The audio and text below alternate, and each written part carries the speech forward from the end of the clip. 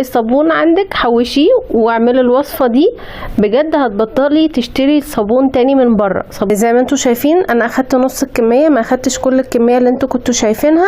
حطيت عليهم كوبايه ميه بس، اخدت مني كوبايتين ونص ميه. كنت كل ما بحس ان هي لسه تقيله كنت بزودها ميه حبه بحبه. ميه عادي من حنفيه مفيش اي مشاكل، عايزين تزودوها ميه سخنه برضو مفيش مشاكل، على نار هاديه خالص، يعني النار تبقى شمعه عشان الصابون ما يتحرقش منكم. شاور جل حطيت نص كوبايه عشان يكتر معايا الرغوه ويخلي الريحه كمان حلوه. ومعايا كمان جريسلين، ده جايباه من عند العطار، ميه ورد او ماء ورد على حسب ما بتقولوا عليه. حطيت تقريبا نص كوبايه.